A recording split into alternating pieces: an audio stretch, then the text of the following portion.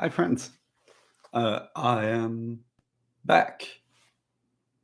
So, I've been really busy lately, as you know, and obviously, I don't want to disappoint my 5 fans that listen to me reading to the Lighthouse from time to time. Uh, just a message to one of my fans who know who she is. You're my Lighthouse, and that's a little insight for us both. Um, Yeah, so I'm gonna start reading quickly, but as you can maybe hear or maybe not, I have a new mic now, and hopefully the sound's better, but maybe it's not. I don't know.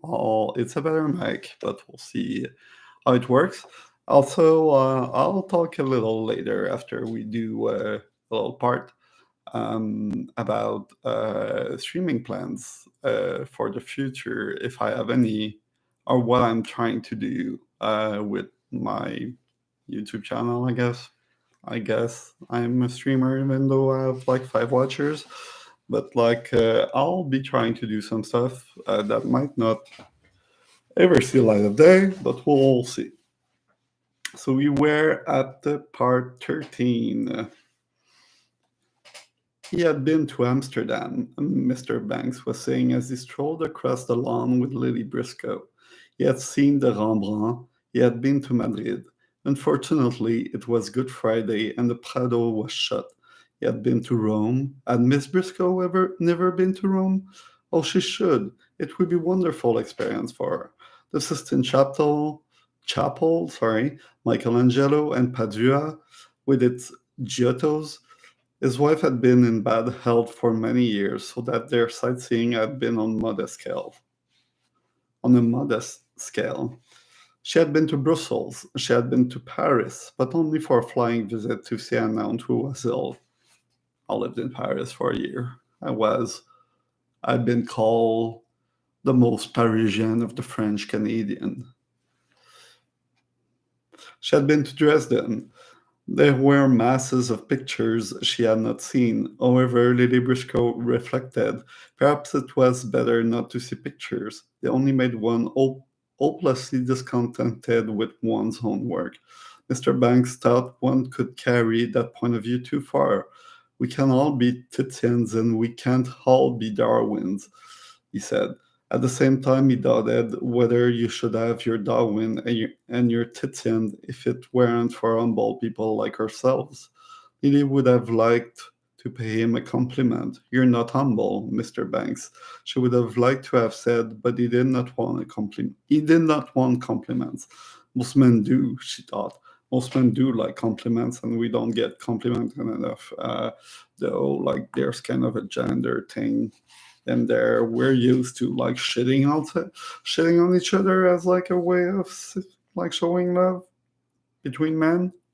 Anyway, uh, and she once compliment most. And she was a little ashamed of her impulse and said nothing while he remarked that perhaps what he was saying did not apply to pictures. Anyhow, said Lily, testing off her little insincerity, she would always go on painting because it interested her. Yes, said Mr. Banks, he was sure she would, and as they reached the end of the lawn, he was asking her whether she had difficulty finding subjects in London when they turned and saw the Ramsays. So that is marriage, Lily thought, a man and a woman looking at a girl throwing a ball. That is what Mrs. Ramsay tried to tell me the other night, she thought. For she was wearing a green shawl and they were standing close together, watching Prue and Jasper throwing catches, and suddenly the meaning which, for no reason at all, as perhaps they are stepping out of the tube of ringing a doorbell, descends on people, making them representative, came upon them and made them in the dusk standing, looking the symbols of marriage, husband and wife. Then, after an instant, the symbolical outline which transcended the real figures sank down again. They became, as they met them, Mr. and Mrs. Ramsay watching the children throwing catches. But so, for a moment, though Mrs. Ramsay greeted them with her usual smile, Oh, she's thinking we're going to get married, Lily thought, and said, I have triumphed tonight, meaning that for once Mr. Banks had agreed to dine with them and not run off to his own lodging where his man cooked vegetables properly. Still, for one moment, there was a sense of things having been blown apart, of space, of irresponsibility as the ball soared high, and they followed it and lost it and saw the one star and the drapes branches. In the failing light, they all looked sharp-edged and ethereal and divided by great distances.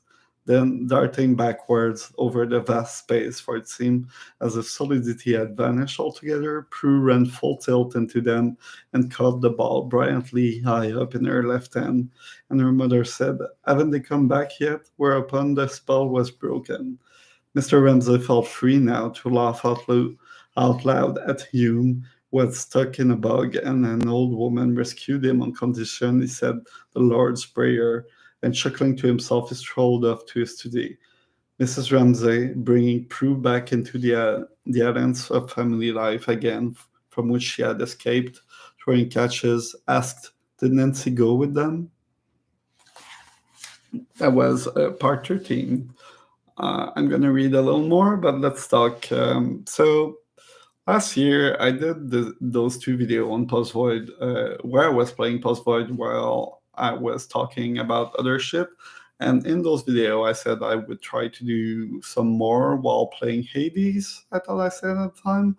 And I tried to record a few with Hades, and it didn't went that well. I think Hades had too much writing. Also, I also tried again to talk about my favorite video games of 2020 while recording myself playing Celeste, and that was a little better, but I still didn't like it enough to post it.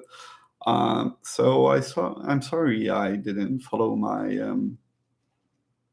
promise. The thing is, obviously, like I don't want to be a streamer full time. That's really not my thing, and I'm not gonna get popular reading Original Wolf Online. But I still kind of want to have some sort of presence online because, like, it kind of helps me as a game developer to get used to that stuff and to, I don't know, share my work. So I kind of want to do some stream from time to time where I will continue to talk about shit while playing a game, and the game itself is not really important. It's more like the shit I want to talk about. Um, yeah, and I want to be a little more present next year because I've been really busy working on my game, obviously, and well, I wanted to ship it this year, but COVID and whatever, and I have surgeries coming up and whatever, like stuff happened, and I didn't manage to ship it. But I'm really close to be done, though. Like, you never know when I might get funding and change the scope or whatever. We'll see. Like, this game, like, I don't know where this game live is gonna end because I'm showing it to people, and you never know when you're gonna meet someone and will tell you, "Oh, I'd like to work with you on this," and then you change the scope and whatever. But obviously, if it doesn't change too much, I'm hoping to release it next year. And because it's a game that's weird to do ads on, like it's going to be hard making a trailer that makes sense on it. I'm going to try to do video where I at least explain a little what is it and my thought process. But because of that, I also want to have more like of a YouTube presence and not just exist from the game itself.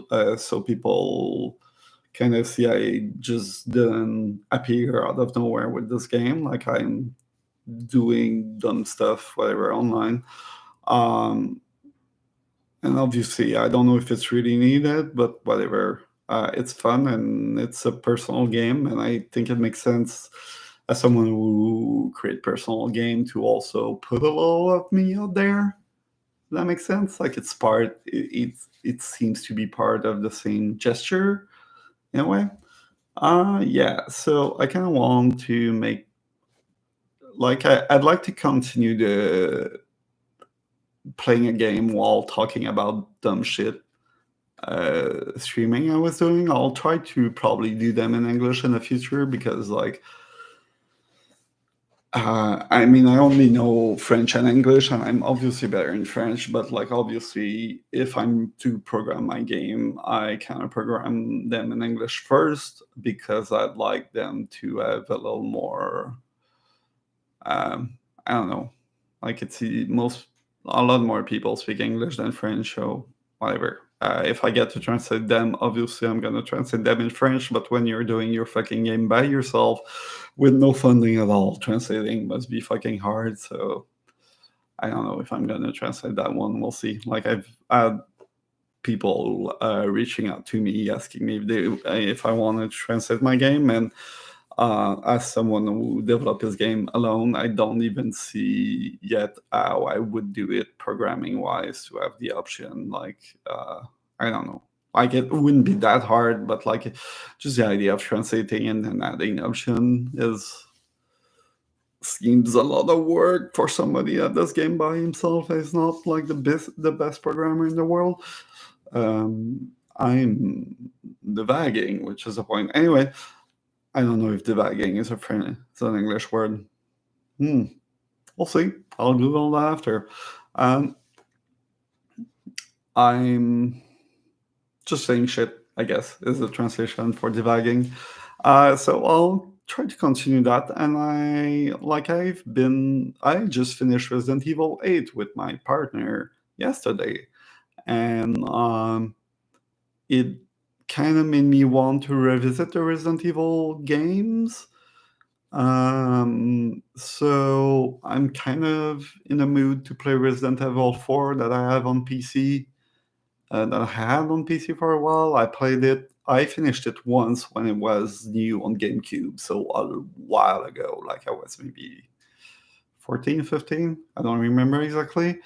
Um, I'm also really bad with scary games, so I'm not gonna replay 7, but 4 I finished once and I think it's fine. Um, So, like, I'm gonna try to play Resident Evil 4, and I thought I wanted to talk about my top music of the year. So I'll try to record that soon and see how it goes. And maybe it's not gonna get posted, but maybe it's gonna get posted. Um, and then I'd like to do that for video game. If you know me, like, I do a podcast with my friend Raf every year where we talk about our favorite video games, and that's available from my website, which is olivierbay.org. It's supposed to be in the description. You can find that there. And I'd also like to do a video where I talk about my top video games after the podcast is up, because I feel like some people won't listen to podcasts but might find the video and enjoy it that way. Um, we'll see. Anyway, it's my streaming plan in the future. Let's read more Virgin Woolf, shall we? So we are now at part 14. Certainly Nancy had gone with them, since Minta Doyle had asked it with her dumb look, holding out her hand as Nancy made off after lunch to her attic to escape the horror of family life. She supposed she must go then. She did not want to go. She didn't want to be drawn into it all. For as they walked along the road to the cliff, Minta kept on talking her hand. Then she would let go. Then she would take it again. What was it she wanted? Nancy asked herself. There was something, of course, that people wanted. For when Minta took her hand and held it, Nancy reluctantly saw the whole world spread out beneath her, as if it were Constantinople seen through a mist. And then, however heavy-eyed one might be, one must needs ask, is that Santa Sofia? Is that the Golden Horn? So Nancy asked when Minta took her hand, what is it that she wants? Is it that? And what was that? Here and there emerged from the mist as Nancy looked down upon life spread beneath her, a pinnacle, a dome, prominent things without names. But when Minta dropped her hand, as she did when they ran down the hillside, all that, the dome, the pinnacle, whatever it was that had protruded through the mist, sank down into it and disappeared. Minta, Andrew observed, was rather a good walker. She wore more sensible clothes than most women. She wore very short skirt and black knickerbockers. She would jump straight into a stream and flounder across. He liked her rashness, but he saw that it would not do. She would kill herself in some idiotic way one of these days. Uh, yeah. I mean, I know she's talking about accident because, like, that Minta's not careful or everything, but, like, the killed herself thing when you know Virginia Woolf flies is not. Yeah. Anyway, she seemed to be afraid of nothing except bulls. Well, I guess that makes sense. At the mere sight of a bull in the field, she would throw up her arms and fly screaming, which was the very thing to enrage Bull, of course. But she did not mind owning up to it in the least, one must admit that. She knew she was an awful coward about bulls, she said. She thought she must have been tossed in her perambulator when she was a baby. She didn't seem to mind what she said or did. Suddenly, no, she pitched down on the edge of the cliff and began to sing some song about damn your eyes, damn your eyes. They all had to join and sing the chorus and shout out together, damn your eyes, damn your eyes. I don't know if that's a real song, but it would be fatal to let the tide come in and cover up all the good hunting grounds before they got on the beach. Fatal, Paul agreed, springing up, and as they went slithering down, he kept quoting the guidebook about these islands being justly celebrated for their parks-like prospect and the extent and variety of their marine curiosities. But it would not do together to shouting, damning your eyes, Andrew felt, picking his way down the cliff, clapping him on the back and calling him old fellow and all that. It would not altogether do. It was the worst of taking women on walks. I love taking women on walks. What the fuck, dude? Once on the beach, they separated. He going out onto the Pope's nose, taking his shoes off and rolling his socks in them and letting that couple look after themselves. Nancy waded out to her own rocks and searched her own pools and let that couple look after themselves. She crouched, she crouched low and touched the smooth rubber like sea anemones were stuck like lumps of jelly to the side of the rock. Brooding, she changed the pool into the sea and made the minnows into sharks and whales, and cast vast clouds over this tiny world by holding her hand against the sun, and so brought darkness and desolation. Like God Himself to millions of ignorant and innocent creatures, and then took her hand away suddenly and let the sun stream down. Out on the pale, crisscross sand, eye-stepping fringe, gauntleted, stalked some fantastic leviathan. She was still enlarging the pool and slipped into the vast fissure of the mountainside. And then, letting her eyes slide imperceptibly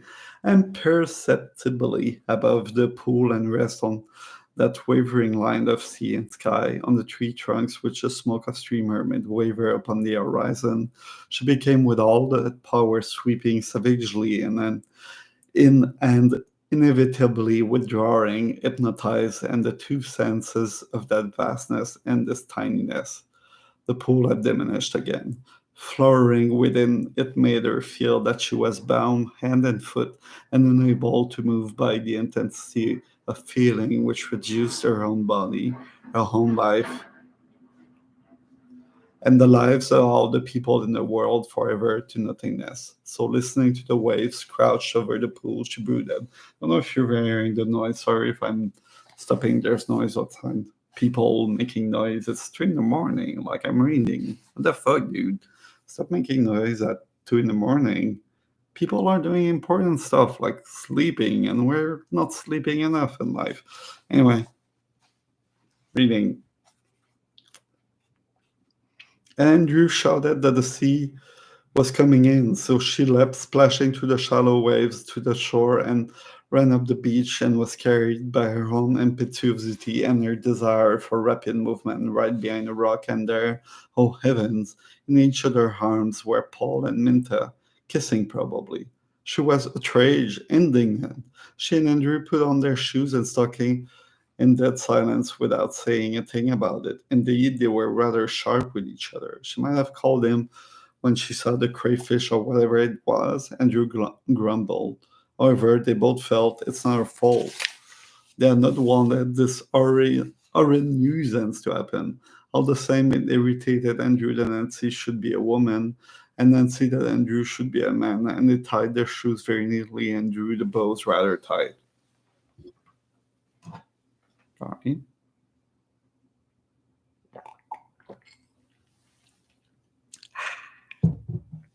Okay. It was not until they had climbed right up on the top of the cliff again that Minta cried that she had lost her grandmother's brooch. Her grandmother's brooch, the sole ornament she possessed. A weeping willow it was. They must remember it, set in pearls, set in pearls.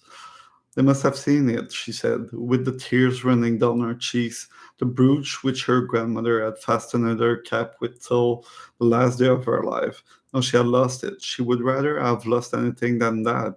She would go back and look for it. They all went back. They poked and peered and looked.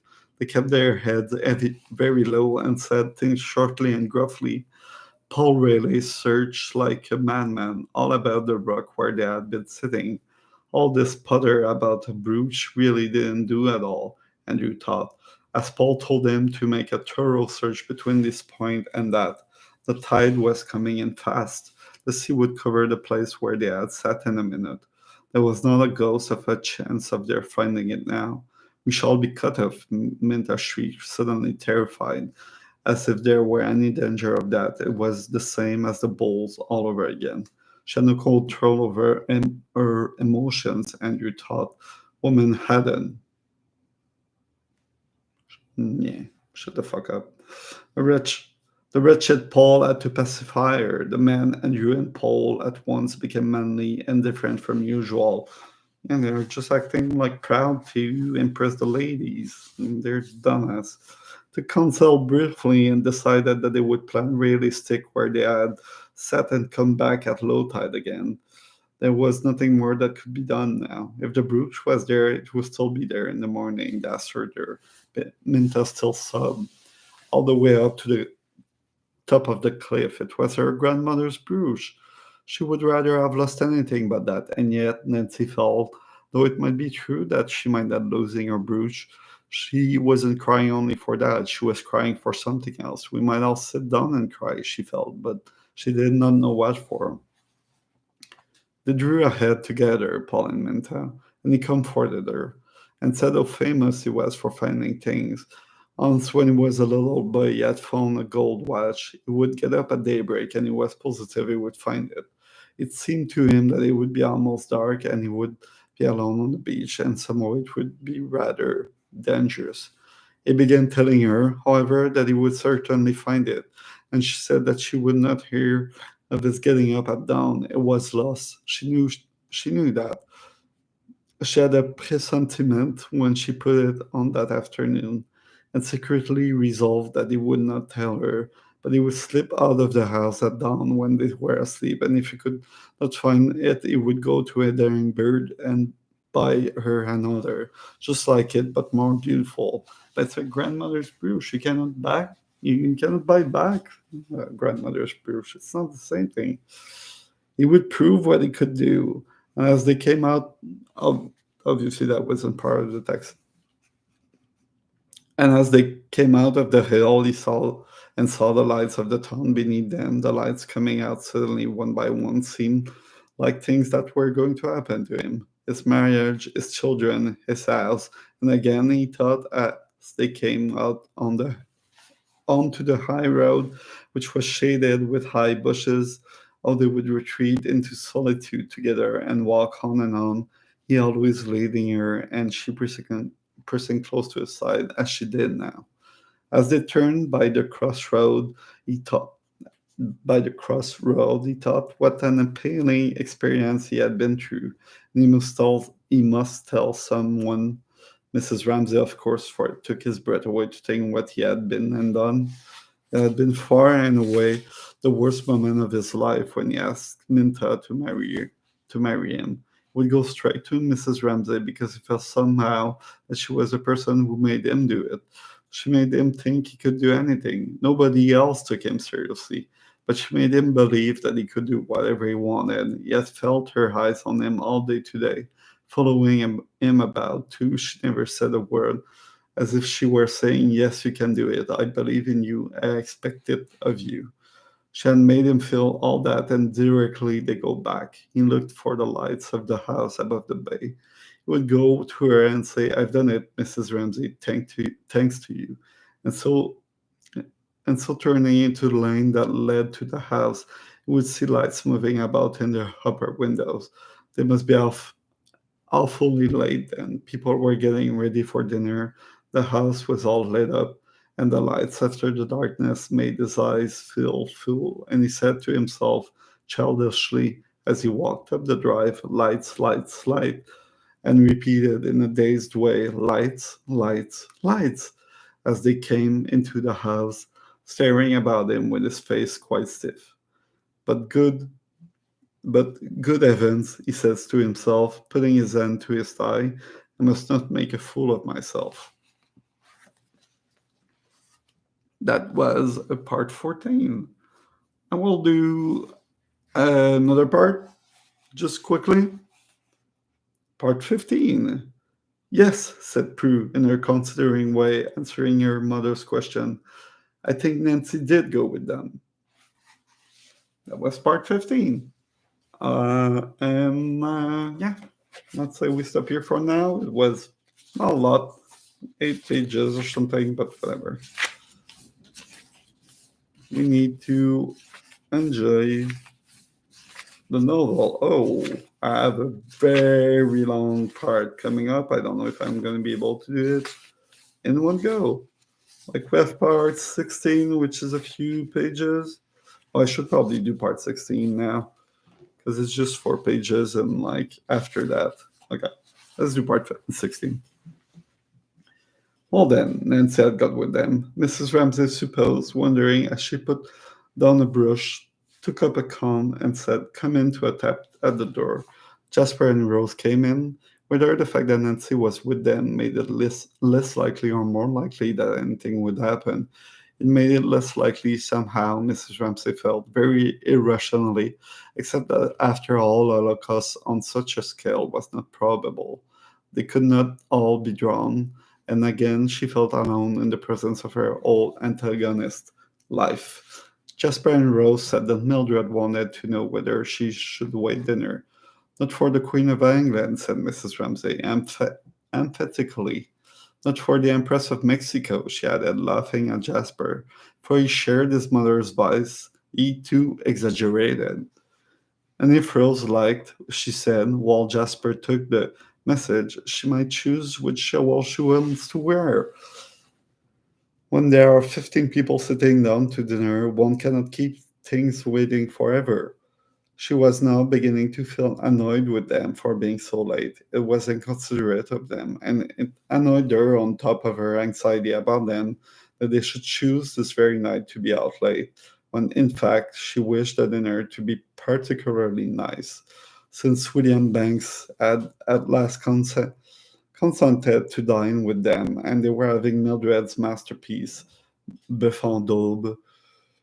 Everything depended upon things being served up the precise moment that they were ready. The beef, the bay leaf, and the wine all must be done to a turn. To keep it waiting was out of the question. Yes, of course, tonight, of all nights, out they went, and they came in late. And things had to be sent out. Things had to be kept hot. The bœuf en daube would be entirely spoiled. I'll sip of water.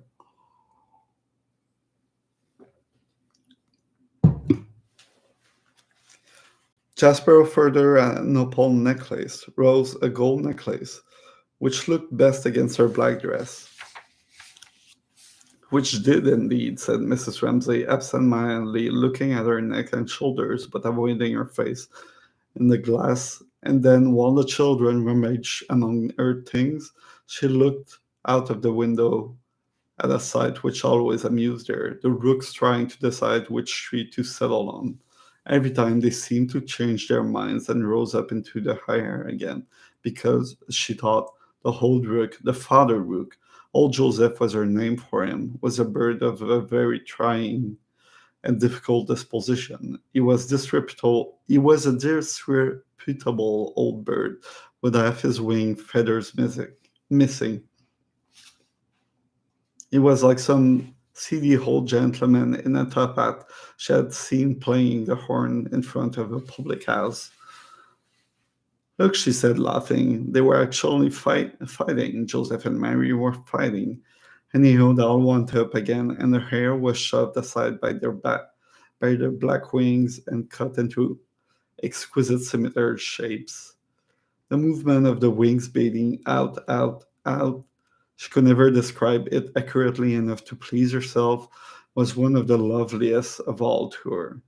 Look at that, she said to Rose, hoping that Rose would see it more clearly than she could. For once, children so often gave one's own perception a little thrust forward. But which was it to be? They had all the trays of her jewel case open. The gold necklace, which was Italian, or the opal necklace. I'm bad with these words. I'm sorry. Necklace, which Uncle James had brought her from India, or should she wear her amethyst?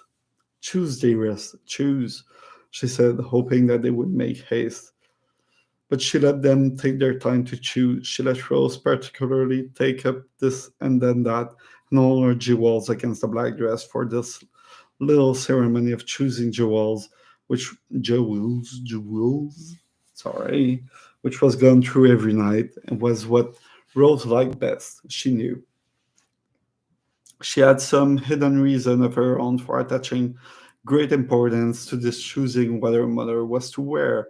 What was the reason, Mrs. Ramsay wondered, standing still to let her clasp the necklace she had chosen, divining through her own past some deep, some buried, some quite speechless feeling that one had for one's mother at Rose's age. Like all feeling felt for oneself, Mrs. Ramsay thought, and made one sad. It was so inadequate what could give in return, and what Rose felt was out of proportion to anything she actually was. And Rose would grow up, and Rose would suffer.